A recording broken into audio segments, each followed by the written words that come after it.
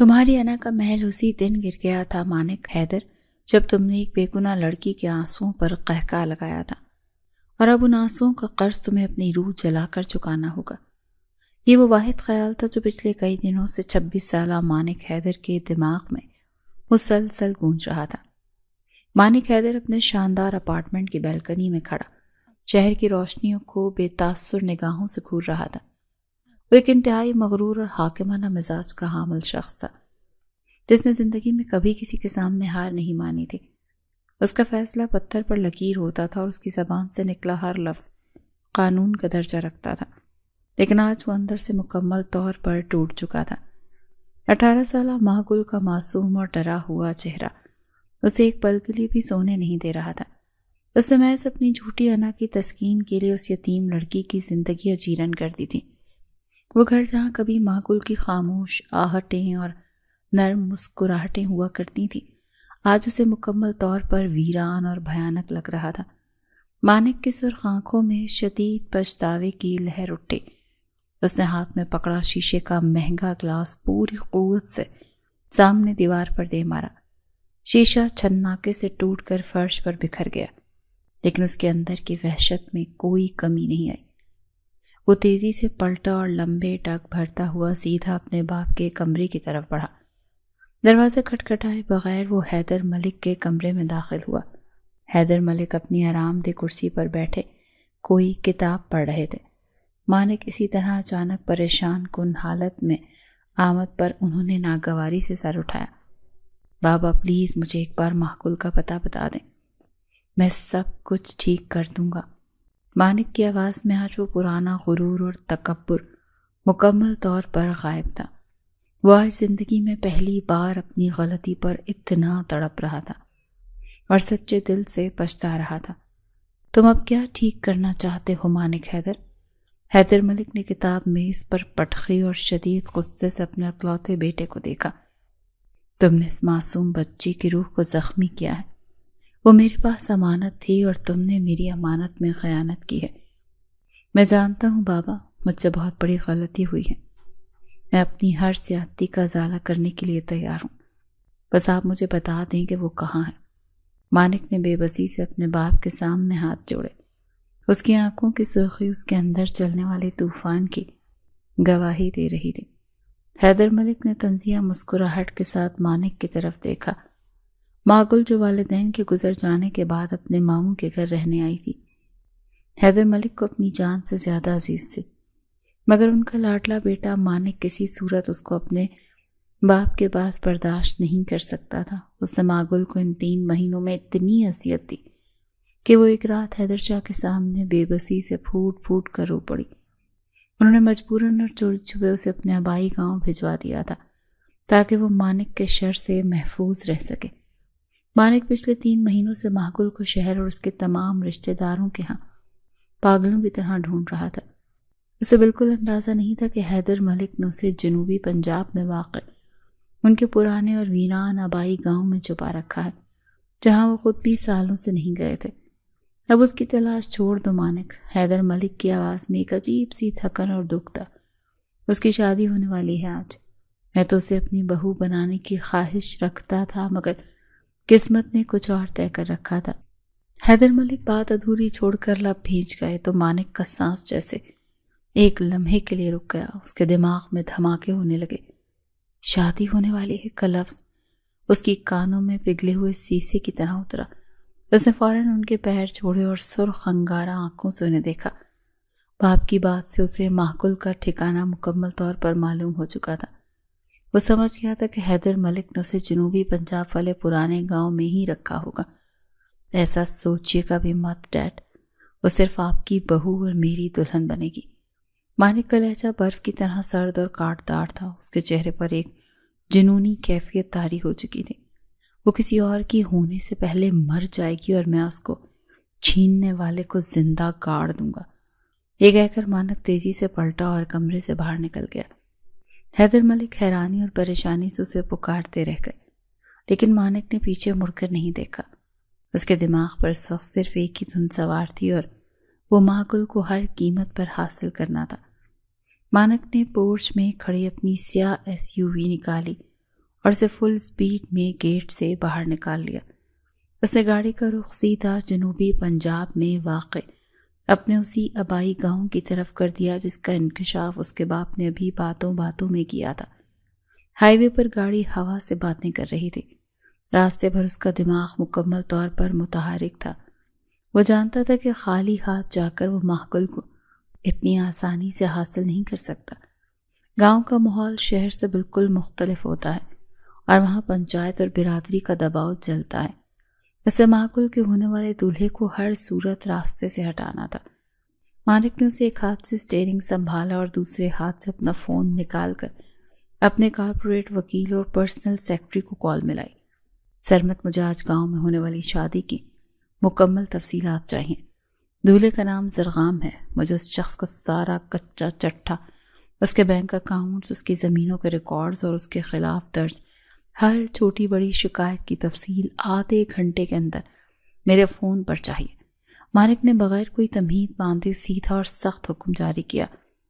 باس، آدھے گھنٹے میں یہ سب نکالنا مشکل۔ سرمت کی گھبرائی ہوئی یہ آواز دوسری طرف سے آئی۔ مجھے مشکل یا ناممکن جیسے الفاظ مت سناؤ سرمت۔ مالک کی آواز میں شیر جیسی دھاڑ تھی۔ اگر آدھے گھنٹے میں فائل میرے پاس نہ پہنچی تو تم کل سے دفتر مت آنا۔ مالک نے کال کاٹ دی اور فوراً دوسرا نمبر ڈائل کیا۔ یہ ضلعی پولیس افسر کا نمبر تھا جو مالک کے کاروباری اثر و رسوخ کی وجہ سے اس کے احسانات تلے دبا ہوا تھا۔ انسپکٹر صاحب، مانک حیدر بات کر رہا ہوں۔ مالک نے اپنا تعارف کروایا اور اس کے لہجے کی حاکمیت برقرار رکھی تھی۔ مجھے آپ کی فورس کی ضرورت ہے۔ ابھی اسی وقت زرغام نامی شخص کے خلاف زمینوں پر قبضے کے جتنے بھی پرانے دبے ہوئے مقدمات ہیں ان کی فائلیں نکلوائیں اور گرفتاری کے وارنٹ لے کر فوراً میرے آبائی گاؤں پہنچے۔ میں وہیں آ رہا ہوں۔ جی سر، بالکل، میں ابھی نفری روانہ کرتا ہوں۔ انسپکٹر نے فوراً حامی بھری۔ اپنے کاروباری طاقت اور اثر رسوخ کا بھرپور استعمال کرتے ہوئے مالک نے محض 1 گھنٹے کے اندر پوری بساط الٹ کر رکھ دی۔ اب وہ ایک دیوانے عاشق کی طرح ایک بے رحم شکاری بھی بن چکا تھا جو اپنے ہی شکار کو چاروں طرف سے گھیرنے کی تیاری کر رہا تھا۔ دوسری جانب جنوبی پنجاب کے اس پرانے اور روایتی گاؤں کی حویلی کے وسیع عریض صحن میں شامیانے لگے ہوئے تھے۔ گاؤں کے معززین اور چودھری چارپائیوں پر بیٹھے حقہ پی رہے تھے اور آپس میں گپ شپ کر رہے تھے اور ہر طرف ایک میلے کا سا سما تھا۔ عورتیں حویلی کے اندرونی حصے میں گیت گا رہی تھیں۔ حیدر ملک بھی ایک کونے میں سر جھکائے خاموشی سے بیٹھے تھے۔ وہ اندر سے اس شادی پر بالکل بھی راضی نہیں تھے، لیکن گاؤں کی پنچایت اور برادری کے دباؤ کے سامنے وہ مجبور ہو چکے تھے۔ انہیں اپنی بھانجی کی عزت بچانے اور اسے ایک محفوظ ٹھکانہ دینے کے لیے ایک کڑوا گھونٹ پینا پڑ رہا تھا۔ ہونے والا دولہا زرغام گاؤں کے ایک چالاک اور بااثر خاندان کا چشم و چراغ تھا۔ وہ سفید شلوار قمیض اور سر پر درے والی پگڑی پہنے انتہائی غرور سے بیٹھا تھا۔ اس کی نظریں بار بار حویلی کے اندرونی دروازے کی طرف اٹھ رہی تھی جہاں ماں گل موجود تھی۔ وہ جانتا تھا ماں گل کے نام پر شہر میں کافی جائیداد ہے اور یہ شادی اس کے لیے ایک بہت بڑا مالی فائدہ ثابت ہونے والی تھی۔ مولوی صاحب نے اپنا چشمہ درست کیا اور نکاح کا رجسٹر زرغام کے سامنے رکھ دیا۔ بیٹا زرغام، اس جگہ پر ذرا اپنے دستخط کر دو۔ مولوی صاحب نے قلم زرغام کی طرف بڑھاتے ہوئے کہا تو زرغام نے مسکراتے ہوئے قلم پکڑا اور ساتھ ہی ساتھ رجسٹر پر جھکنے لگا۔ اس نے ابھی قلم کی نوک کاغذ پر رکھی ہی تھی کہ اچانک حویلی کے بیرونی دروازے پر ایک زوردار آواز پیدا ہوئی۔ عین اسی لمحے مانک کی سیاہ اور چمکدار گاڑی نے صحن کے عین وسط میں کچے فرش پر زوردار بریک لگائی۔ ٹائروں کی رگڑ سے دھوئیں کا ایک بہت بڑا بادل اڑا جس نے وہاں بیٹھے تمام لوگوں کو اپنی لپیٹ میں لے لیا۔ گاڑی کے بالکل پیچھے پولیس کی 3 موبائل گاڑیاں سائرن بجاتی ہوئی آ کر رکی۔ پورے مجمع میں ایک دم سناٹا چھا گیا اور چارپائیوں پر بیٹھے معززین ہڑ بڑا کر کھڑے ہو گئے۔ حیدر ملک نے چونک کر سامنے دیکھا اور ان کے چہرے کا رنگ اڑ گیا۔ گاڑی کا دروازہ کھلا اور مانک حیدر باہر نکلا۔ اس نے سیاہ رنگ کا 3 پیس سوٹ پہن رکھا تھا اور اس کی آنکھوں میں خون اترا ہوا تھا۔ اس کی پوری شخصیت سے ایک انتہائی خطرناک قسم کی وحشت اور جلال چھلک رہا تھا۔ وہ بغیر کسی کی پرواہ کیے لمبے اور بھاری قدم اٹھاتا ہوا सीधा मौलवी साहब के सामने रखी मेज़ की तरफ बढ़ा। मानक ने आगे बढ़कर पूरी ताकत से मौलवी साहब के हाथ से कलम छीना और उसे दूर फेंक दिया। ये निकाह नहीं होगा। मानक की गरजदार आवाज़ ने हवेली की पुरानी दीवारों को भी हिला कर रख दिया। जरगाम के ख़ानदान वाले शदीद गुस्से में अपनी जगहों से खड़े हो गए। जरगाम का बाप चौधरी नवाज आगे बढ़ा और उसने मानक की तरफ उंगली उठाई। ओए शहर के बाबू, तेरी जुर्रत कैसे हुई हमारे डेरे पर आकर ये बदमाशी करने की? चौधरी नवाज चिल्लाया। हम तेरी बोटियां नोच कर कुत्तों को डाल देंगे। जरगाम के कारिंदों ने अपनी बंदूकें सीधी कर ली, लेकिन ऐन उसी वक्त पुलिस के जवानों ने पोजीशन संभाल ली और अपने वार का रुख उन लोगों की तरफ कर दिया। पुलिस की भारी नफरी को देखकर जरगाम और उसके आदमियों के कदम वहीं रुक गए और उनका गुस्सा खौफ में तब्दील होने लगा। मानक के पर्सनल सेक्रेटरी ने भागते हुए आगे बढ़कर एक मोटी फाइल मानक के हाथ में पकड़ाई। मानक ने वो फाइल पूरी कुव्वत से जरगाम के मुंह पर मारी। फाइल में मौजूद कागजात हवा में बिखर कर जरगाम के कदमों में गिर गए। ये है शरीफ ज़ादे की हकीकत की दस्तावेजी सबूत।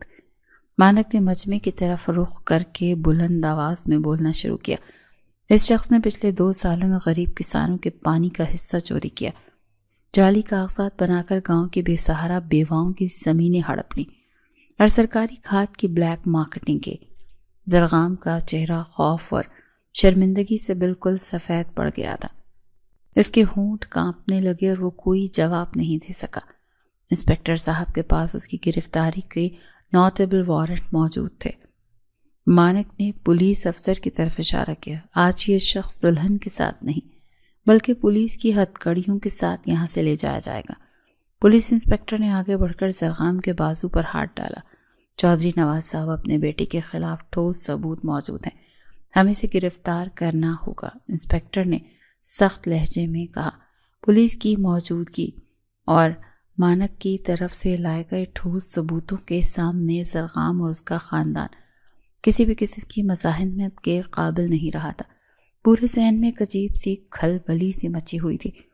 लोग आपस में चहमगोइयाँ कर रहे थे। मानक की आंखों में एक फातिहाना चमक थी, लेकिन मामला अभी ख़त्म नहीं हुआ था।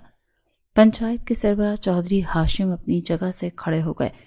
उन्होंने सफ़ेद दाढ़ी पर हाथ फेरते हुए एक गहरी सांस ली।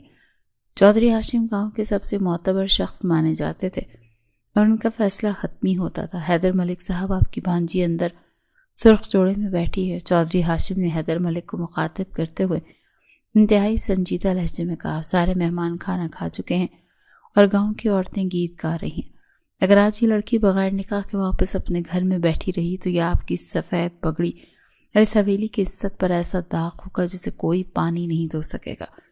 हैदर मलिक शदीद परेशानी और अजियत में घिर गए। उनकी समझ में नहीं आ रहा था कि वो क्या जवाब दें। वो बेबसी से कभी मजमे को देखते और कभी अपने बेटे मानक को। पंचायत का ये फैसला है किसी महफिल में और इसी वक्त माहकुल का निकाह किसी और मुनासिब शख्स से करना होगा।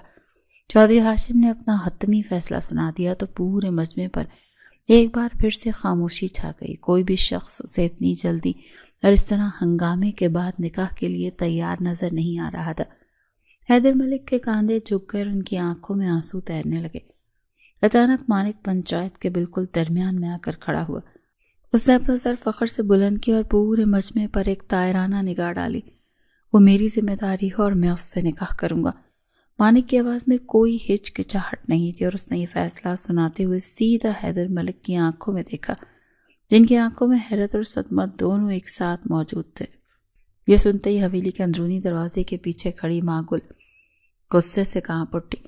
वो पिछले काफ़ी देर से दरवाजे की ओर से ये तमाशा देख रही थी। वो तेज़ी से दरवाज़ा खोलकर बाहर सहन में आ गई। उसका रुख रूसी जोड़े की धूल की वजह से मैला हो रहा था, लेकिन उसकी ग़ज़बनाक आंखें उसकी शदीद नफ़रत की गवाही दे रही थी। मागुल ने बग़ैर किसी खौफ के सीधा मानक की आंखों में देखा और जालिम और मुतकब्बिर इंसान से कभी निकाह नहीं करूँगी जिसने मुझे मेरे ही घर में जानवरों से बदतर समझा। मागुल की आवाज़ में कोई लर्जिश नहीं थी और उसके अल्फाज सीधे तीर की तरह मानक के सीने पर लग गए थे। पूरी पंचायत में एक बार फिर मौत जैसा सन्नाटा छा गया और हैदर मलिक ने तेज़ी से आगे बढ़कर मागुल के सर पर शफकत से हाथ रखा। बेटी, मेरी इज्जत का वास्ता है तुझे। हैदर मलिक की आवाज़ रिंधी हुई थी। مجھے مزید رسوا مت کر ماگل۔ ماگل اپنے ماموں کی جھکی ہوئی گردن اور آنکھوں میں موجود التجا کو برداشت نہیں کر سکی۔ وہ اپنے ماموں سے بے انتہا محبت کرتی تھی اور ان کی عزت کے لیے اپنی جان بھی دے سکتی تھی۔ اس نے ایک لمبی سانس لی اور اپنے آنسوؤں کو پیچھے دھکیلا۔ اس نے مڑ کر مانک کی طرف دیکھا اور اس کی آنکھوں میں انتہائی سخت اور کڑی شرط موجود تھی۔ میں نکاح کروں گی ماموں، ماگل نے حیدر ملک سے کہا، لیکن اس کی نظریں مانک پر گڑی تھی۔ لیکن میری ایک شرط ہے، یہ شہر کا شہزادہ مجھے اپنے محلات میں نہیں لے کر جائے گا۔ اگر اسے مجھ سے نکاح کرنا ہے تو اسی گاؤں میں میرے ساتھ رہے گا، ایک عام انسان کی طرح ان زمینوں پر کام کرے گا اور اپنا یہ سارا کارپوریٹ غرور اسی گاؤں کی مٹی میں دفن کرے گا۔ گاؤں والوں نے حیرت سے ماگل کو دیکھا۔ سب کو لگا کہ شہر کا اتنا بڑا اور مغرور بزنس مین اس ذلت آمیز شرط کو فوراً ٹھکرا دے گا اور انکار کر دے گا۔ مانک کے سیکرٹری نے گھبرا کر مانک کو روکنے کی کوشش کی، لیکن مانک نے اسے ہاتھ کے اشارے سے پیچھے کر دیا۔ مانک نے ماگل کو چیلنج کرتی ہوئی آنکھوں میں دیکھا۔ اس نے بغیر ایک لمحہ ضائع کیے اور بغیر کسی ہچکچاہٹ کے شرط قبول کر لی۔ مجھے منظور ہے، مولوی صاحب نکاح پڑھائیں، مانک نے فیصلہ کن لہجے میں کہا۔ مولوی صاحب نے جلدی سے رجسٹر تیار کیا اور ایجاب و قبول کا مرحلہ شروع ہوا۔ مانک حیدر اور ماگل کا نکاح پڑھا دیا گیا، لیکن دونوں کے دلوں میں محبت کے بجائے ایک طویل اور کٹھن جنگ کی بنیاد پڑ چکی تھی۔ شادی کی پہلی رات گاؤں کے سادہ اور کچے کمرے میں عجیب سی گھٹن اور خاموشی چھائی ہوئی تھی۔ ماگل نے اپنے بھاری عروسی زیورات کو بے دردی سے اتارا اور سامنے رکھی لکڑی کی پرانی میز پر پھینک دیا۔ اس کی آنکھوں میں آنسو نہیں تھے بلکہ ایک سرد اور کاٹ دار نفرت تھی۔ مانک حیدر نے آہستہ سے کمرے کا دروازہ کھولا اور اندر داخل ہوا تو اس کی نظریں سیدھی ماگل پر پڑیں جو اس کے وجود کو ہی حقارت سے گھور رہی تھی۔ یہ مت سمجھنا کہ اس نکاح نامے پر دستخط کر کے تم نے مجھے خرید لیا ہے مانک حیدر۔ ماگل کی آواز میں برف جیسی خنکی اور شدید غصہ موجود تھا جس نے کمرے کی خاموشی کو چیر کے رکھ دیا۔ مانک نے اپنی جگہ کھڑے کھڑے گہری سانس لی اور اس کی سرخ آنکھوں میں شرمندگی کی ایک واضح لہر ابھری۔ میں جانتا ہوں ماگل کہ میں نے تمہارے ساتھ بہت برا کیا اور یہ نکاح میری کسی جیت کا نہیں بلکہ میری سب سے بڑی ہار کا ثبوت ہے۔ مانک کا لہجہ انتہائی دھیما اور سچی ندامت سے بھرا ہوا تھا جو اس کی پرانی حاکمانہ شخصیت سے بالکل مختلف تھا۔ تمہاری ہار اور جیت سے مجھے کوئی غرض نہیں ہے۔ میں تم پر واضح کر دینا چاہتی ہوں کہ یہ شادی میرے لیے صرف ایک کاغذی معاہدہ ہے اور میں نے محض اپنے ماموں کی سفید پگڑی کی عزت بچانے کے لیے اس پر دستخط کیے ہیں۔ ماگل نے اپنا رخ موڑتے ہوئے دو ٹوک الفاظ میں اپنا فیصلہ سنایا۔ اس کے لہجے میں کسی قسم کی لچک نہیں تھی۔ مجھے تمہارا ہر فیصلہ منظور ہے۔ میں یہاں تم پر حکم چلانے نہیں بلکہ تمہارے دل سے اپنی نفرت ختم کرنے آیا ہوں۔ مانک نے انتہائی نرمی سے جواب دیا اور اس کی آنکھوں میں ایک سچی طلب تھی۔ تم میرے لیے آج بھی وہی متکبر انسان ہو جس سے میں شدید نفرت کرتی ہوں اور جس نے میری بے بسی کا تماشا بنایا تھا۔ یہ نفرت کبھی ختم نہیں ہوگی، ماگل نے زہر خوند لہجے میں کہا اور چارپائی پر رکھے بستر پر لیٹ کر اپنا رخ دیوار کی طرف کر لیا۔ مانک نے اس کی اس کڑوی بات کا کوئی جواب نہیں دیا۔ اس نے اپنا مہنگا کوٹ اتارا، خاموشی سے کمرے کے کھردرے اور ٹھنڈے فرش پر لیٹ گیا۔ اس نے زندگی میں کبھی نرم گدوں کے علاوہ کہیں اور سونے کا تصور بھی نہیں کیا تھا، لیکن آج اس سخت فرش سے اپنی انا کی بہترین سزا لگ رہا تھا۔ اگلی صبح مانک کی زندگی کا سب سے کٹھن دن ثابت ہونے والا تھا۔ وہ فجر کے وقت ہی اٹھ گیا تھا۔ اس نے اپنی الماری کھولی جہاں اس کے قیمتی اور مہنگے ڈیزائنر سوٹ لٹک رہے تھے۔ اس نے گہری سانس لی اور تمام سوٹوں کو الماری کے کونے میں بند کیا۔ اس نے ایک عام سی سوتی شلوار قمیض نکالی اور اسے پہن لیا۔ اس نے اپنے بال سنوارے اور کمرے سے باہر نکل آیا۔ حویلی کے صحن میں حیدر ملک کھڑے تھے جو اپنے بیٹے کو اس حلیے میں دیکھ کر شدید حیرت کا شکار ہوئے۔ مانک، تم واقعی یہ سب کرنے جا رہے ہو یا یہ صرف کچھ دن کا طوفان ہے؟ حیدر ملک نے اپنے بیٹے کی آنکھوں میں جھانکتے ہوئے تشویش بھرے لہجے میں پوچھا۔ یہ طوفان نہیں ہے بابا، یہ میرا کفارہ ہے جو مجھے ہر حال میں ادا کرنا ہے۔ مانک نے پورے اعتماد اور عزم کے ساتھ اپنے باپ کو جواب دیا اور حویلی کے بڑے سے دروازے سے باہر نکل گیا۔ گاؤں کے کچے راستوں پر چلتے ہوئے لوگ حیران تھے کہ شہر کا بابو جس نے کبھی دھوپ نہیں دیکھی وہ آج کھیتوں کی طرف جا رہا ہے۔ مانک سیدھا اس زمین پر پہنچا جہاں حیدر ملک کا پرانا منشی کھڑا مزدوروں کو ہدایات دے رہا تھا۔ منشی صاحب، آج سے میں ان زمینوں کا کام خود دیکھوں گا، آپ مجھے بتائیں کہ پانی کا کھالا کہاں سے سیدھا کرنا ہے۔ مانک نے منشی کے پاس پہنچ کر انتہائی سنجیدگی سے پوچھا۔ منشی نے حیرت سے اس شہر کے شہزادے کو دیکھا جس کے ہاتھ مکھن کی طرح نرم تھے۔ چھوٹے چودھری صاحب، یہ مٹی کا کام ہے، آپ کے بس کی بات نہیں، آپ حویلی جائیں، میں مزدوروں سے کروا لوں گا۔ منشی نے ہچکچاتے ہوئے اسے واپس بھیجنے کی کوشش کی۔ میں نے تم سے مشورہ نہیں مانگا منشی، میں نے کام پوچھا ہے، مجھے وہ کدال پکڑا اور اپنا کام کرو۔ مانک کا پرانا روب ایک لمحے کے لیے جاگا، لیکن اس نے فوراً سے خود پر قابو پایا اور منشی کے ہاتھ سے کدال لے لی۔ مانک نے آستینیں چڑھائیں اور پانی کے کھالے میں اتر گیا۔ سخت دھوپ اس کے سر پر چمک رہی تھی اور کچی مٹی کو کھودنا کوئی آسان کام نہیں تھا۔ اس نے پوری طاقت سے کدال زمین پر ماری۔ شروع کے چند منٹ تو وہ جوش میں کام کرتا رہا، لیکن آدھے گھنٹے بعد ہی اس کے ماتھے پر پسینہ بہہ کر اس کی آنکھوں میں جانے لگا۔ 2 گھنٹے کی مسلسل اور سخت مشقت کے بعد اس کے نرم ہاتھوں میں موٹے سے چھالے پڑ گئے۔ کدال کی رگڑ سے وہ چھالے پھٹ گئے اور اس میں سے تازہ خون رسنے لگا۔ خون نے کدال کی لکڑی والے حصے کو سرخ کر دیا، لیکن مانک نے دانت پیستے ہوئے اپنا کام جاری رکھا۔ دوپہر کے وقت جب دھوپ اپنے عروج پر تھی، مانک نے کدال رکھی اور کھالے سے باہر آ گیا۔ اس کے کپڑے مٹی اور پسینے سے لت پت تھے اور اس کے ہاتھوں سے خون ٹپک رہا تھا۔ کافی دیر سے یہ سارا منظر دیکھ رہی تھی۔ وہ بھاری قدموں کے ساتھ واپس حویلی کی طرف چل پڑا۔ ماں گل حویلی کی چھت پر کھڑی تھی اور یہ سب دیکھ رہی تھی۔ جب اس نے مانک کو اس خستہ حالت میں حویلی کے صحن میں داخل ہوتے ہوئے دیکھا تو اس کے دل میں ایک لمحے کے لیے دھک سی ہوئی، لیکن اس نے اپنی آنکھوں کی نرمی کو فوراً چھپا لیا۔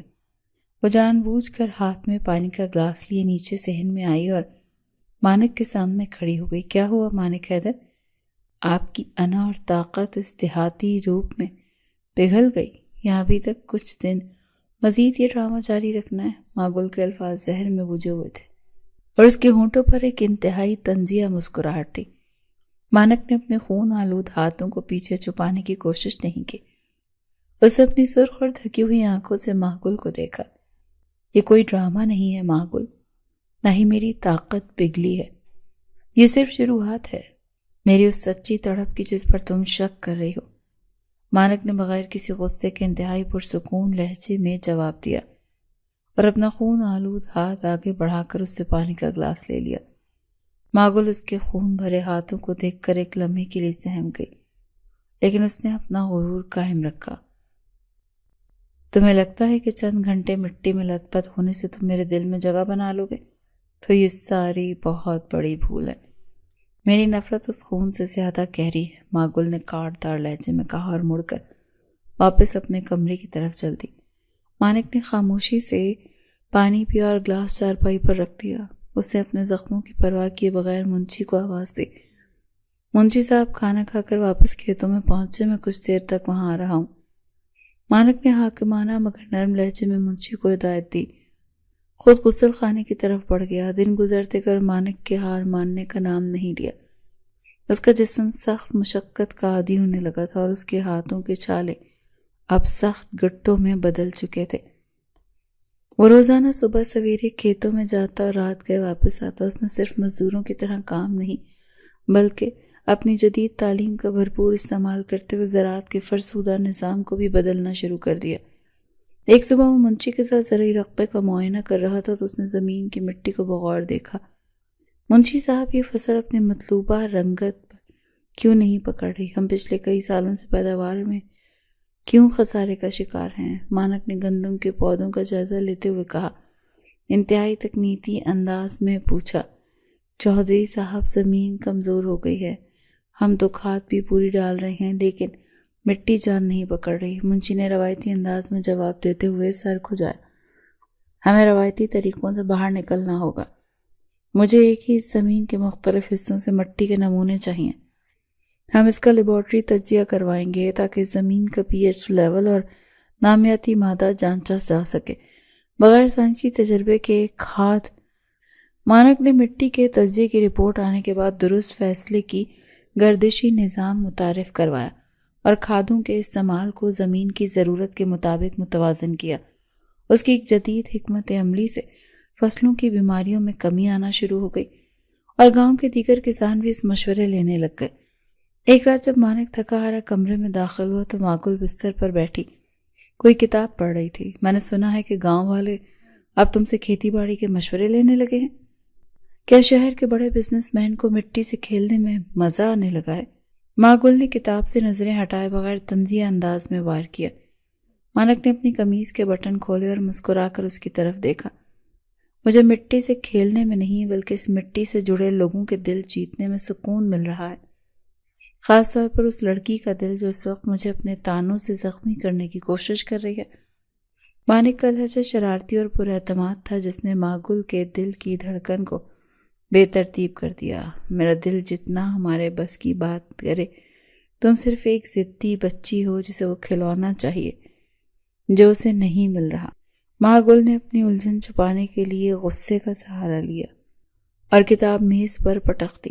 یہ ضد نہیں ہے ماگل، یہ میرا عشق ہے، اور عشق میں انسان یا تو مکمل فنا ہو جاتا ہے یا پھر اپنا محبوب پا لیتا ہے۔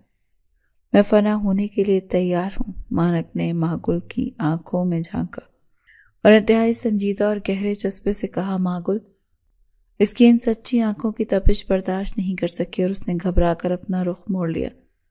وہ جانتی تھی کہ مانک کی باتوں میں اب جھوٹ نہیں تھا، لیکن اس کی انا ابھی بھی اس کے راستے کی دیوار تھی۔ اپنی عشقیہ کہانیوں کو کسی کو سنانا مانک مت، مجھے کل اسکول کے لیے جلدی اٹھنا ہے، اس لیے روشنی بند کر دو۔ ماگل نے سرد لہجے میں کہا اور لحاف اوڑھ کر لیٹ گئی۔ مانک نے ایک ہلکی سی مسکراہٹ کے ساتھ بلب بند کر دیا اور اندھیرے میں مسکراتے ہوئے اپنے کھردرے بستر پر لیٹ گیا۔ وہ جانتا تھا کہ ماگل کے دل کی برف اب پگھلنا شروع ہو گئی ہے اور وہ دن دور نہیں جب یہ سرد جنگ مکمل طور پر ختم ہو جائے گی۔ اس نے فیصلہ کر لیا تھا کہ وہ کل ماگل کے اس خستہ حال اسکول کا دورہ کرے گا اور اس کے لیے کچھ ایسا کرے گا جو اس کے دل کو سیدھا کرے۔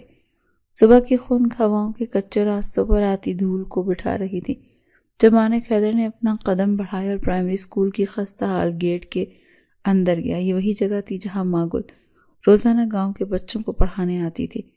ماگل کی نظریں سیدھی اس کمرے پر پڑیں جس کی چھت کسی بھی وقت گرنے کے لیے تیار تھی۔ ماگل دیواروں میں گہری دراڑیں پڑ چکی ہیں اور سیم کی وجہ سے اینٹیں جھڑ رہی ہیں۔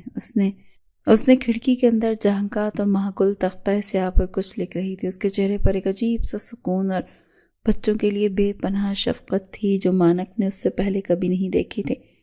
آپ یہاں کیا کر رہے ہیں چودھری صاحب؟ اچانک بوڑھے ہیڈ ماسٹر کی لرزتی ہوئی آواز نے مانک کی توجہ توڑی۔ ہیڈ ماسٹر کے چہرے پر بڑے ذمہ دار کو اسکول میں دیکھ کر حیرانی اور پریشانی کے ملے جلے تاثرات تھے۔ میں بس اسکول کی حالت دیکھنے آیا تھا ماسٹر جی۔ چھت تو کسی بھی وقت انسان کو یاد آ سکتی ہے۔ مانک نے اپنی نظریں چھت کی دراڑوں پر جماتے ہوئے انتہائی سنجیدہ اور فکر مند لہجے میں جواب دیا۔ اس کی آواز میں کوئی غرور نہیں تھا بلکہ ایک سچی تشویش تھی۔ کیا کریں چودھری صاحب، سرکار کو کئی بار درخواستیں دی ہیں لیکن کوئی فنڈ نہیں آتا۔ ہم غریب لوگوں کا بس اللہ ہی کے آسرے پر یہاں بیٹھے ہیں۔ ہیڈ ماسٹر نے مایوسی سے سر ہلاتے ہوئے اپنی بے بسی کا اظہار کیا۔ اب آپ کو پریشان ہونے کی ضرورت نہیں ماسٹر جی، اس اسکول کی نئی چھت اور مرمت کا سارا خرچہ میں خود اٹھا لوں گا، لیکن میری ایک شرط ہے کہ یہ بات ماگل سمیت گاؤں کے کسی فرد کو معلوم نہیں ہونی چاہیے کہ یہ پیسے میں نے دیے ہیں۔ مانک نے جیب سے اپنا چیک بک نکالتے ہوئے ایک حتمی اور فیصلہ کن انداز میں کہا۔ وہ نہیں چاہتا تھا کہ ماگل اسے کسی بھی قسم کی احسان مندی کے تانے دے۔ یہ تو آپ کا بہت شکر ہے، احسان ہوگا چودھری صاحب، اللہ آپ کو اس کا اجر دے گا۔ بوڑھے ہیڈ ماسٹر کی آنکھوں میں خوشی کے آنسو چمکنے لگے اور اس نے تشکر بھرے لہجے میں دعائیں دینا شروع کر دیں۔ مانک نے خاموشی سے چیک کاٹ کر ہیڈ ماسٹر کے حوالے کیا اور وہاں سے سیدھا کھیتوں کی طرف نکل گیا۔ اگلے ہی دن اسکول میں مستری اور مزدور آ کر انہوں نے بڑی تیزی سے پرانی چھت گرا کر نئی اور مضبوط چھت ڈالنے کا کام شروع کر دیا۔ ماگل کو بتایا گیا کہ کسی نامعلوم مخیر شخص نے اسکول کے لیے فنڈز بھجوائے ہیں۔ وہ اس بات پر بہت خوش تھی اور اس نے دل سے اسے نامعلوم شخص کو دعائیں دیں، لیکن گاؤں میں جیسی چھوٹی جگہوں پر راز زیادہ دیر چھپے نہیں رہتے ہیں۔ چند ہی دن کے بعد جب چھت کا کام مکمل ہو گیا تو ایک مزدور نے حویلی کے منشی کے سامنے ذکر کر دیا کہ اسکول کا سارا کام چھوٹے چودھری صاحب یعنی مانک حیدر کے پیسوں سے ہوا ہے۔ یہ بات اڑتے اڑتے ماگل کے کانوں تک بھی پہنچ گئی۔ اس کا رد عمل بالکل ویسا ہی تھا جیسا کہ مانک کو ڈر تھا۔ ماگل کا غصہ آسمان کو چھونے لگا۔ اسے لگا مانک اس کی کمزوریوں کا فائدہ اٹھا کر اپنا پیسہ اور طاقت دکھا رہا ہے۔ اسی رات جب مانک کھیتوں سے تھکا ہارا واپس آیا اور اس نے کمرے کا دروازہ کھولا تو ماگل ہاتھ میں کتاب پکڑے شدید غصے میں اسی کا انتظار کر رہی تھی۔ تم اپنے پیسوں سے میرے دل میں جگہ نہیں بنا سکتے مانک حیدر، میری نفرت بکاؤ نہیں ہے۔ ماگل نے مانک کے اندر قدم رکھتے ہی کتاب میز پر زور سے پٹکی اور اپنی غضبناک آنکھیں اس کے چہرے پر گاڑ دیں۔ اس کی سانسیں غصے کی وجہ سے تیز چل رہی تھیں۔ مانک نے دروازہ بند کیا اور انتہائی پرسکون انداز میں اس کی طرف پلٹا۔ اس نے اپنے کھردرے اور چھالوں بھرے ہاتھ اس کے سامنے کیے اور اس کی آنکھوں میں جھانکا۔ تمہیں خرید نہیں رہا ماگل، میں صرف اس نقصان کی بھرپائی کر رہا ہوں جو میری انا نے تمہیں پہنچایا۔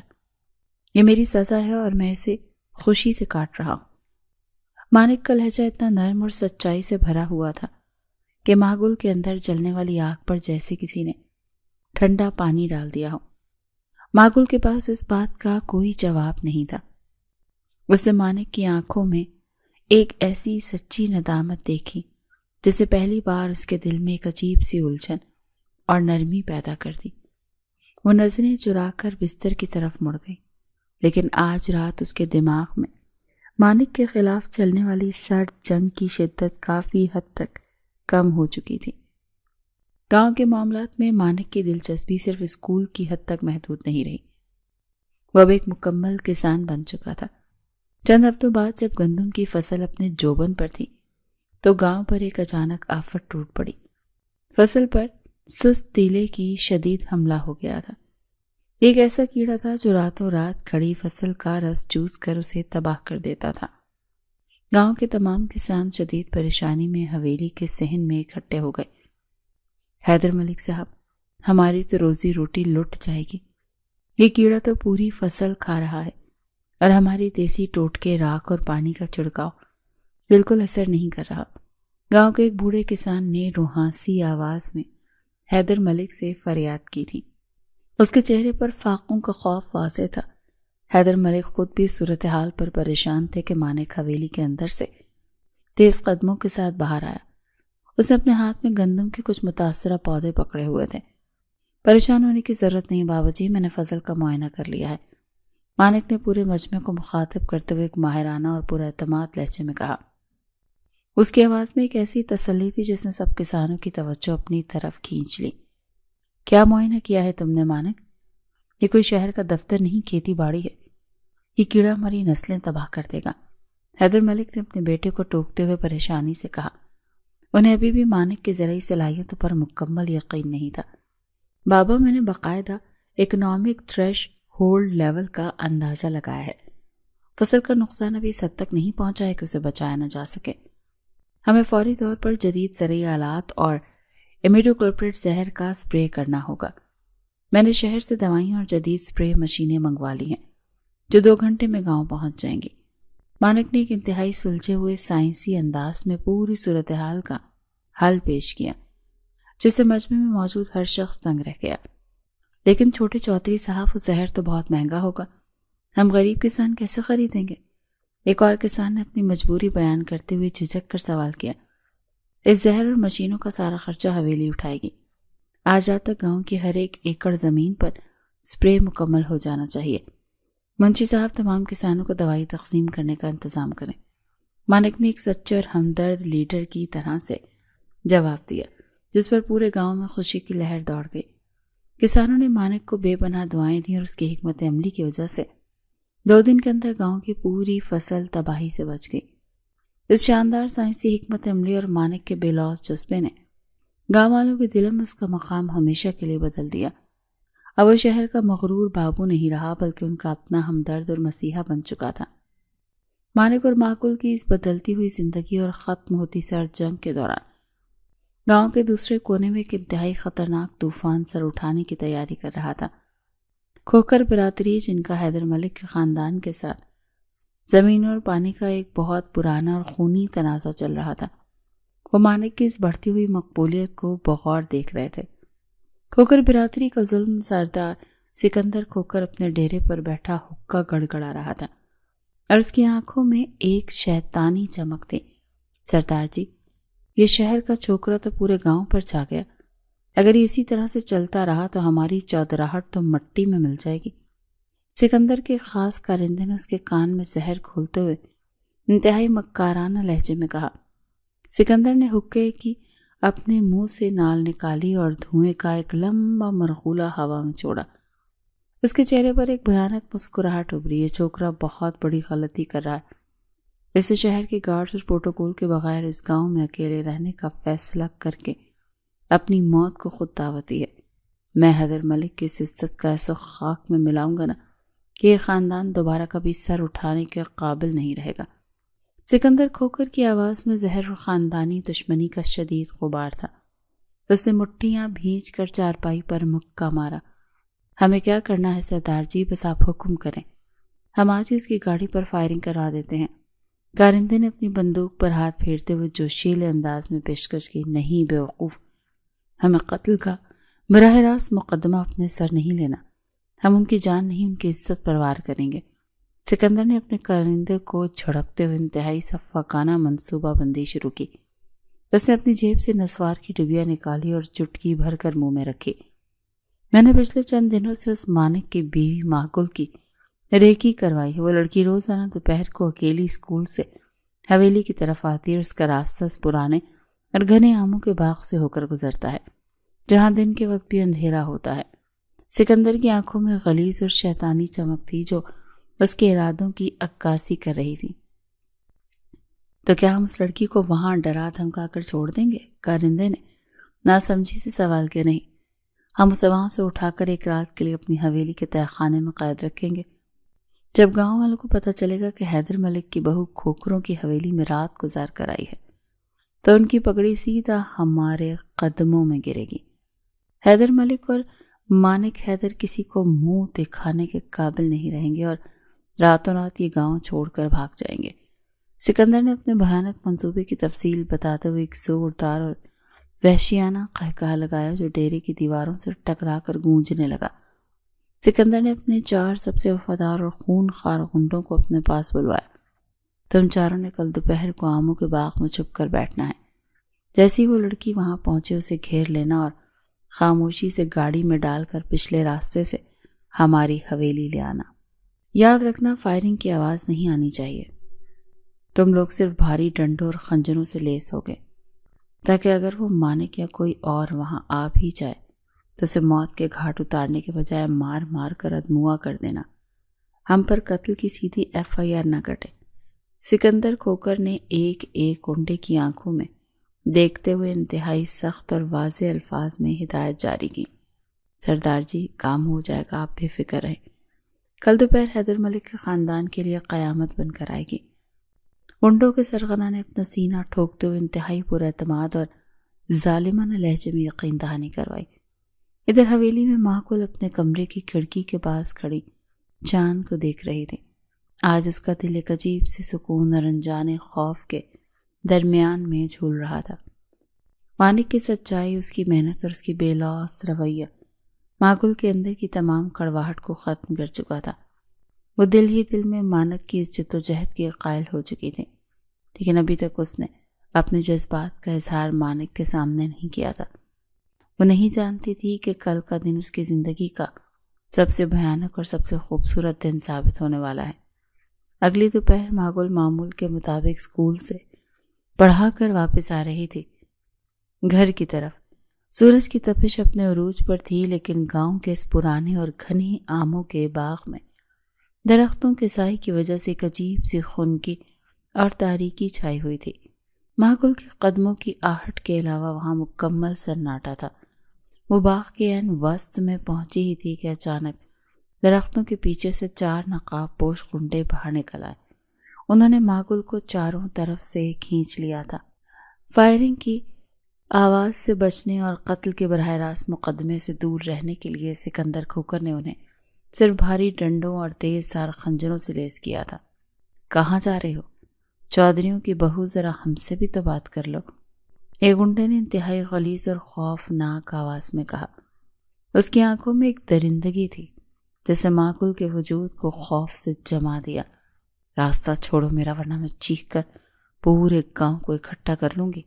ماگل نے اپنی آواز کو مضبوط رکھنے کی کوشش کی، لیکن اس کے اندر شدید لرزش طاری تھی۔ اس کی انگلیاں خوف سے ٹھنڈی پڑ چکی تھی۔ یہاں تمہاری چیخیں سننے والا کوئی نہیں ہے، آج تم ہماری مہمان ہوگی۔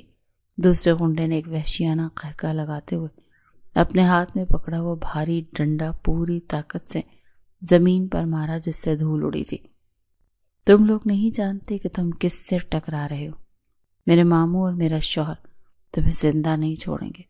ماگل نے مانک حیدر کا نام ایک ڈھال کے طور پر استعمال کیا، حالانکہ اس کا اپنا دل اس وقت تیزی سے دھڑک رہا تھا۔ شہر کا وہ بابو ہمارا کیا ہی بگاڑ لے گا۔ آج ہم تمہاری وہ حالت کریں گے کہ حیدر ملک کسی کو منہ دکھانے کے قابل نہیں رہے گا۔ گنڈوں کے سرگنا نے آگے بڑھتے ہوئے انتہائی سفاکانہ لہجے میں کہا۔ ماگل کو صورتحال کی سنگینی کا مکمل اندازہ ہو گیا۔ اس کے ہاتھ لرزے اور تمام کتابیں زمین پر گر گئیں۔ اس نے ایک لمحہ ضائع کیے بغیر پیچھے کی طرف بھاگنے کی کوشش کی، لیکن ایک گنڈے نے پھرتی سے آگے بڑھ کر اس کا دوپٹہ پوری طاقت سے کھینچ لیا۔ مجھے چھوڑ دو، خدا کے لیے مجھے جانے دو۔ ماگل کی فلک شگاف چیخیں باغ کے سناٹے میں گونجنے لگیں۔ اسے اپنی موت اور عزت دونوں واضح طور پر اب خطرے میں نظر آ رہے تھے۔ مانک حیدر عین اسی وقت ٹریکٹر کے ایک بھاری پرزہ کاندھے پر رکھے اسی باغ کے بیرونی راستے سے گزر رہا تھا۔ اس کے ماتھے پر پسینہ تھا اور وہ سارا دن کھیتوں میں سخت محنت کے بعد حویلی ہی کی طرف جا رہا تھا کہ اچانک ماگل کی چیخ اس کے کانوں سے ٹکرائی۔ اس نے ایک سیکنڈ کے 1000ویں حصے میں ماگل کی وہ خوفزدہ آواز پہچان لی۔ مانک کے دماغ میں خطرے کی گھنٹیاں بجنے لگی۔ اس نے وہ فوری بھاری لوہے کا سامان وہیں کچی مٹی پر پھینکا اور دیوانوار باغ کے اندر کی طرف دوڑا۔ اس کے قدموں کی رفتار کسی طوفان سے کم نہیں تھی۔ اس کے پاس کوئی ہتھیار نہیں تھا، لیکن اس وقت اس کی آنکھوں میں ایک ایسا پاگل پن اور وحشت تھی جو کسی بھی جدید ہتھیار سے زیادہ خطرناک تھی۔ وہ سیدھا اس گنڈے سے جا کر ٹکرایا جس نے ماگل کا دوپٹہ پکڑا ہوا تھا اور اس کا راستہ روکا ہوا تھا۔ اسے چھوڑ دے کتے، ورنہ تیری بوٹیاں نوچ لوں گا۔ مانک ایک زخمی شیر کی طرح دھاڑا اور اس کی آواز میں وہ پرانا حاکمانہ غضب اور ایک عاشق کا جنون مکمل طور پر شامل تھا۔ مانک نے پوری طاقت سے اپنی فولادی مکہ اس گنڈے کے جبڑے پر مارا۔ ہڈی ٹوٹنے کی واضح آواز آئی اور وہ گنڈا خون تھوکتا ہوا دور جا کر زمین پر گرا۔ مانک کے اس اچانک اور وحشتناک حملے نے باقی تینوں گنڈوں کو ایک لمحے کے لیے حیران اور خوفزدہ کر دیا۔ وہ کسی شہری بابو سے اس قسم کی درندگی کی توقع نہیں کر رہے تھے۔ یہ تو وہی شہر والا بابو ہے، اسے زندہ مت چھوڑنا، گنڈوں کے سرغنہ نے سنبھلتے ہوئے اپنے کسی آدمی کو چیخ کر حکم دیا۔ اس کے چہرے پر مانک کو اکیلا اور نہتہ دیکھ کر سفاکیت ابھر آئی تھی۔ آج میں تم میں سے کسی کو زندہ واپس نہیں جانے دوں گا جس نے میری بیوی کی طرف آنکھ اٹھا کر بھی دیکھا ہے۔ مانک نے اپنی آستینیں چڑھاتے ہوئے انتہائی خطرناک اور کاٹدار لہجے میں اعلان کیا۔ اس کا سینہ غصے کی شدت سے تیزی سے اوپر نیچے ہو رہا تھا۔ گنڈوں نے مانک پر اپنے بھاری ڈنڈوں سے چاروں طرف سے بیک وقت حملہ کر دیا۔ مانک نے 2 ڈنڈے اپنے بازو پر روکے اور ایک ڈنڈے کی ٹانگ پر پوری قوت سے لات مار کر اسے گرایا، لیکن گنڈے تعداد میں زیادہ تر ان کے پاس ہتھیار تھے۔ پیچھے سے گنڈے نے لوہے کا راڈ نما ڈنڈا پوری قوت سے مانک کی پسلیوں پہ مارا۔ پسلی ٹوٹنے کی واضح آواز اور ہولناک آواز باغ میں گونجی۔ مانک کے منہ سے کربناک آواز نکلی، لیکن وہ گرا نہیں۔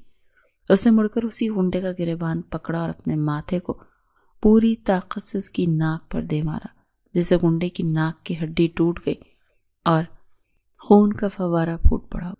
میں زندہ ہوں، تم اسے ہاتھ نہیں لگا سکتے تم لوگ۔ مانک نے اپنے منہ میں آنے والا خون تھوکتے ہوئے غنڈوں کی آنکھوں میں دیکھا۔ اس کے لہجے میں موت سے مکمل بے خوفی اور ماگل کو بچانے کا اٹل ارادہ تھا۔ تمہاری یہ عاشقی آج تمہیں قبر میں اتارے گی بابو۔ ایک غنڈے نے غصے سے چلاتے ہوئے دوبارہ ڈنڈا اٹھایا اور مانک کے سر پر وار کرنے کی کوشش کی۔ مانک نے اپنے زخمی بازو پر وہ وار سہا اور غنڈے کو دھکا دے کر پیچھے کیا۔ اسی دوران غنڈے نے اپنا تیز دھار خنجر نکالا اور پیچھے سے مانک کے کاندھے پر وار کیا۔ خنجر مانک کے گوشت کو چیرتا ہوا اندر اتر گیا۔ مانک خون میں نہا گیا۔ اس کی سفید قمیص مکمل طور پر سرخ ہو گئی، لیکن وہ اپنی جگہ سے 1 انچ بھی نہیں ہلا۔ وہ ایک فولادی دیوار کی طرح ماگل کے آگے کھڑا رہا اور مسلسل مار کھاتا رہا، لیکن کسی ایک غنڈے کو بھی ماگل کے قریب آنے نہیں دیا۔ مارو اس کو، یہ ایسے نہیں مرے گا۔ سرغنہ نے دوبارہ اپنے آدمیوں کو اکسایا، لیکن ان کے اندر اب مانک کی یہ وحشت دیکھ کر خوف بیٹھ چکا تھا۔ آ جاؤ کتو، آؤ، میرا خون بہالو، لیکن میں آج تمہاری لاشیں یہاں سے گزرنے نہیں دوں گا۔ مانک نے خنجر والے غنڈے کا گلا دبوچا اور اسے درخت کے کھردرے تنے کے ساتھ پوری طاقت سے دے مارا۔ غنڈا بے ہوش ہو کر زمین پر گر پڑا۔ یہ انسان نہیں، کوئی جن ہے، بھاگو یہاں سے، یہ ہمیں زندہ ہی مار دے گا۔ باقی بچے ہوئے غنڈے نے مانک کی یہ درندگی اور موت سے بے خوفی دیکھ کر شدید خوفزدہ آواز میں چلایا۔ ان کے حوصلے مانک کے اس پاگل پن اور شیطانی مزاحمت کے سامنے مکمل طور پر جواب دے گئے تھے، اور وہ بالآخر خوفزدہ ہو کر وہاں سے اپنی جانیں بچا کر بھاگ نکلے۔ حملہ آوروں کے جانے کے بعد باغ میں ایک خونی اور پراسرار خاموشی چھا گئی تھی۔ مانک شدید ہانپ رہا تھا اور اس کے جسم کے ہر حصے سے تیزی سے خون بہہ رہا تھا۔ اسے دھیرے سے پلٹ کر ماگل کو دیکھا جو صدمے سے زمین پر بیٹھی بری طرح سے کانپ رہی تھی۔ اس کی آنکھوں میں شدید وحشت اور صدمہ تھا۔ تم ٹھیک ہو ماگل؟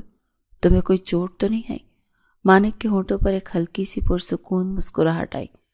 اس کی آواز اب بہت مدھم ہو چکی تھی، لیکن اس میں ماگل کے لیے ایک سچی اور گہری فکر موجود تھی۔ یہ الفاظ کہتے ہی مانک کے قدم لڑکھڑائے۔ اس کا جسم مزید کھڑا رہنے کے قابل نہیں رہا اور وہ منہ کے بل کچی مٹی پر گر گیا۔ ماگل کی تو جیسے جان نکل گئی۔ وہ دیوانہ وار چیختی ہوئی مانک کے پاس آئی اور اس کا خون آلود سر اپنے ہاتھوں میں اٹھا کر اپنی گود میں رکھ لیا۔ اس کے سفید کپڑے اور ہاتھ مانک کے گرم خون سے سرخ ہو گئے۔ مانک آنکھیں کھولو پلیز، میں تمہیں کچھ نہیں ہونے دوں گی، خدا کے لیے آنکھیں کھولو مانک۔ ماگل پہلی بار اس شخص کے لیے پھوٹ پھوٹ کر رو رہی تھی۔ اس کی آواز میں ایک شدید کرب اور دل چیر دینے والی تڑپ تھی جو باغ کے درختوں سے ٹکرا رہی تھی۔ رو مت ماگل، میں نے کہا تھا نا کہ تمہارے آنسو مجھے تکلیف دیتے ہیں۔ مانک نے بامشکل اپنی آنکھیں کھولیں اور ٹوٹتی ہوئی سانسوں کے ساتھ جواب دیا۔ اس کے چہرے پر موت کی زردی چھانے لگی تھی۔ میں تمہیں مرنے نہیں دوں گی مانک، تم نے مجھ سے وعدہ کیا تھا کہ تم سب ٹھیک کر دو گے، تمہیں میرے لیے جینا ہوگا۔ ماگل نے اپنے آنسو مانک کے چہرے پر گرتے ہوئے انتہائی بے بسی سے التجا کی تھی۔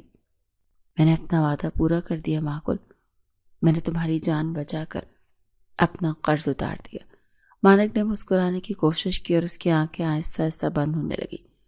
ماگل کو اس خون آلود لمحے میں مکمل احساس ہو گیا کہ مانک کی محبت کوئی شہر کے بابو کا جنون یا ضد نہیں، بلکہ ایک انتہائی سچا اور بے لوث جذبہ بن چکی ہے۔ ایک ایسا جذبہ جس کے لیے مانک نے بغیر سوچے سمجھے اپنی جان کی بازی لگا دی۔ ماگل نے اپنے غرور اور انا کی آخری دیوار کو بھی اپنے آنسوں میں بہہ جانے دیا۔ ماگل کی چیخیں سن کر قریبی کھیتوں سے مزدور اور حویلی کے لوگ بھاگتے ہوئے وہاں پہنچے۔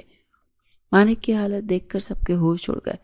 اسے فوری طور پر وہاں سے اٹھایا گیا اور بغیر کوئی وقت ضائع کیے شہر کے ایک بڑے ہسپتال پہنچا دیا گیا۔ اس کا بہت زیادہ خون بہہ چکا تھا اور پسلی ٹوٹ کر پھیپھڑے کے بالکل قریب پہنچ گئی تھی۔ ہسپتال کا ماحول انتہائی کشیدہ تھا۔ حیدر ملک کی حالت اپنے اکلوتے جوان بیٹے کی موت کے منہ میں دیکھ کر غیر ہو رہی تھی، جبکہ ماگل آپریشن تھیٹر کے باہر بت بنی بیٹھی مسلسل دعائیں مانگ رہی تھی۔ یا اللہ سے زندگی دے دے، میں اپنے سارے گلے شکوے بھول چکی ہوں، مجھے میرا مانک واپس کر دے۔ ماگل نے روتے ہوئے آسمان کی طرف دیکھ کر گڑ گڑا کر دعا کی۔ اسپتال میں کئی دن کی شدید جدوجہد اور ڈاکٹرز کی انتھک محنت کے بعد بالآخر مانک کی جان بچ گئی۔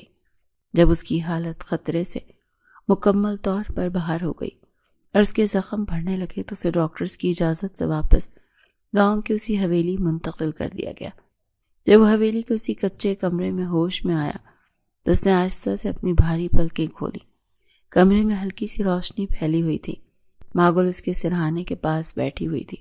اس کا چہرہ مسلسل جاگنے اور رونے کی وجہ سے پیلا پڑ چکا تھا، لیکن آج اس کی آنکھوں میں مانک کے لیے اب کوئی نفرت یا غصہ نہیں تھا، بلکہ شدید محبت اور تشکر تھا۔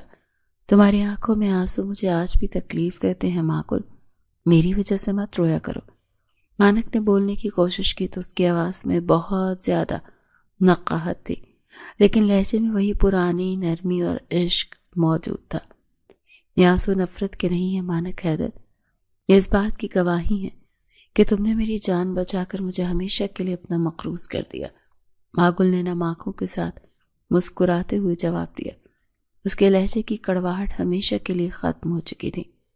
مجھے اپنے ماضی پر ایک بار پھر معافی مانگنی ہے ماگل، میں نے تمہیں بہت دکھ دیے تھے، میں جانتا ہوں میں نے تمہاری روح کو زخمی کیا۔ مانک نے انتہائی سچی ندامت کے ساتھ بستر پر لیٹے لیٹے معافی مانگنی چاہی۔ ماگل نے فوراً اپنا نرم ہاتھ اس کے لبوں پر رکھ دیا اور اسے مزید بولنے سے روک دیا۔ اس کی آنکھوں میں اب مانک کے لیے صرف اور صرف ایک سچی بیوی کے جذبات تھے۔ حساب برابر ہو گیا مانک حیدر، اب ہمارے بیچ کوئی سرد جنگ نہیں ہے۔ آج سے یہ کمرہ صرف ایک میاں بیوی کا کمرہ ہے اور تم صرف میرے ہو۔ ماگل نے پورے دل سے مانک کو قبول کرتے ہوئے اپنا حتمی فیصلہ سنا دیا۔ اس سے مانک کا ہاتھ اپنے ہاتھوں میں تھام لیا۔ کیا تم اس شہر کے مغرور بزنس مین کے ساتھ اس گاؤں کی کچی مٹی پر زندگی گزارنے کے لیے تیار ہو؟ مانک نے ماگل کی آنکھوں میں جھانکتے ہوئے گہری مسکراہٹ کے ساتھ پوچھا۔ میں اس انسان کے ساتھ کہیں بھی زندگی گزار سکتی ہوں جس نے مجھ پر اپنی جان نچھاور کر دی۔ ماگل نے مانک کے ماتھے پر اپنے لب رکھتے ہوئے انتہائی محبت بھرے انداز میں جواب دیا۔ اسی وقت حیدر ملک دروازہ کھول کر کمرے میں داخل ہوئے۔